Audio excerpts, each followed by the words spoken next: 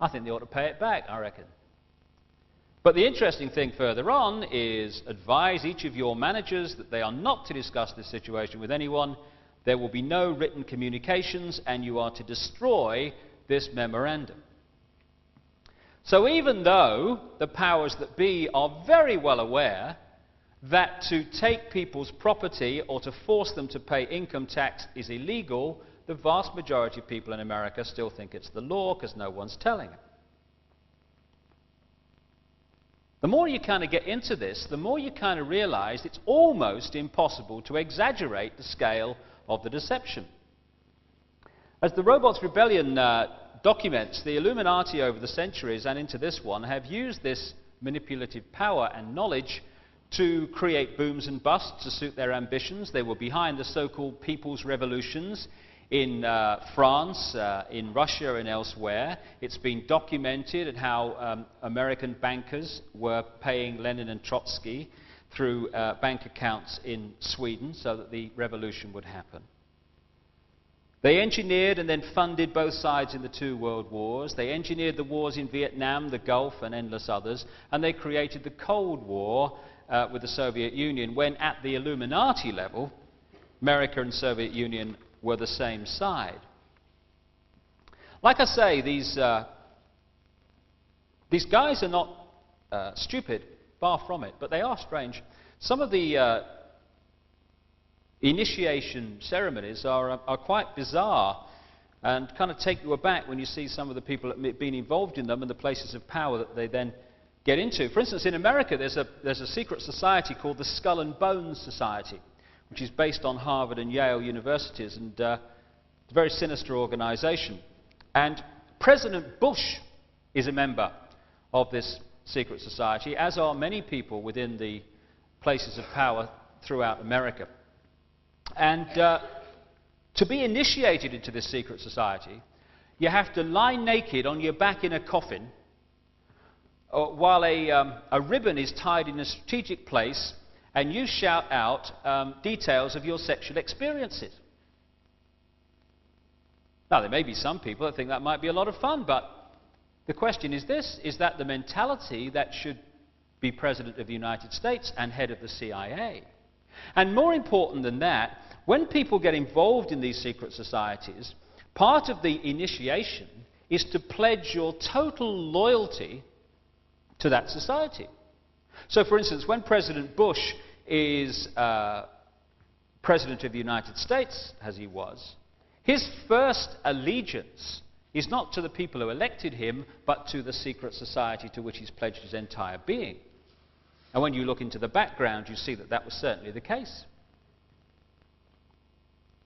Indeed, he would not have become president, and neither will anyone else, including President Clinton, unless the Illuminati wanted it, because they control, through money as much as anything, but also through the media, which they also control, who becomes Democratic and Republican presidential candidate. You can't become a member of the people who run for being presidential candidate within your own party in America unless you have vast sums of money behind you. To run for president, the figures enter dreamland. And if you don't suit those with the money, you don't run for president. Not in a way that you've got a chance of winning anyway. And if you think that there are still some people in America who actually believe that the American people decide who the president will be, it's very quaint, but unfortunately it's no longer true. And should a president or prime minister become an obstacle to these brotherhood ambitions, then they're removed, either through assassination or far more often by creating events and activating the media to undermine the person involved, so that they're either thrown out by the electorate or, in the case of Margaret Thatcher, for instance, by their own side. It's interesting to note that in the history of America, there have been 2 presidents who have started the process of ending the situation where the government lends money from the private banks and pays interest on it, and replacing that situation with the government printing its own money interest-free. 2 presidents have started the process of doing that. One was Abraham Lincoln, the other was John F. Kennedy. They also have something else in common, of course. I also make the case in the Robots Rebellion for Robert Kennedy, Martin Luther King, and John Lennon being murdered by the same force. Through this century, the Illuminati have created front organizations, so-called think tanks for the real agenda of what is going on. And most of the people, again, or many of them anyway, involved in these organizations have no idea what they're being used for.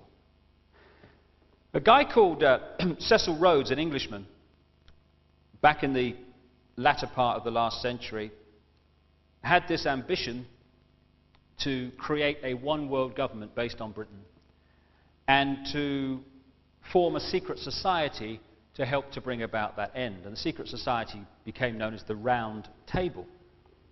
The Round Table is structured on classic secret society lines, with people only allowed to know what they need to know, and most people not knowing the real agenda.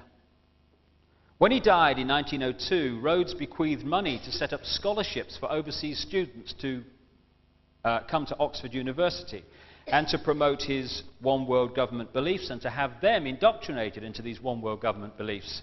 And the most famous recipient of this scholarship today is the Rhodes Scholar now occupying the White House, Bill Clinton.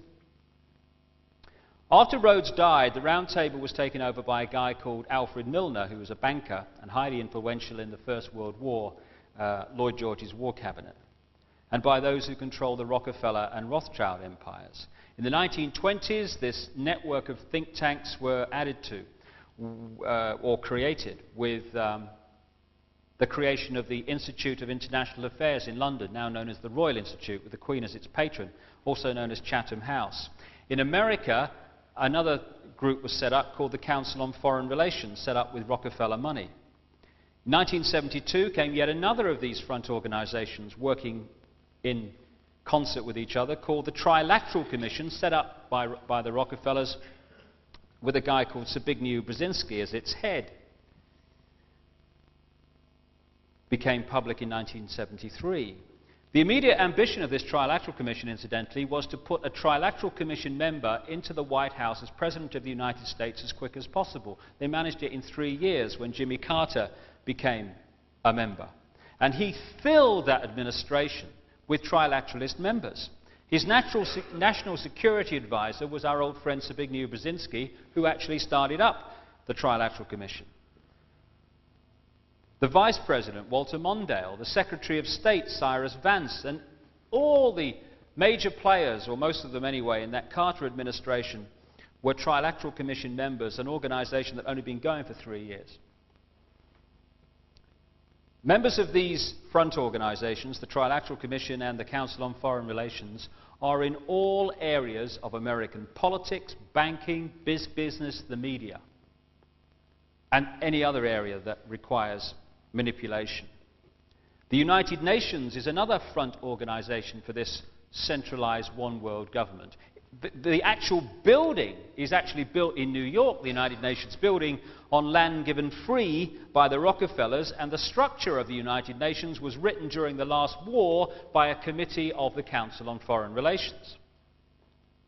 And the UN is being used now as a vehicle to introduce a world army under central control. Conflicts are being created around the world to get public opinion globally to say about the United Nations' ability to respond to these conflicts which are being engineered, something must be done. And the solution that will be offered is, well, what we need is a permanent army so that we can react immediately. You know, when you've got things like Rwanda, and people say, where's the UN? Why do they react so late? They don't react so late by accident. They react so late on purpose to create the situation where we say the UN has got to be more effective. And they say, well, if we're going to be more effective and react to these things, then what we've got to have is a permanent army. And that is now in the process of being created.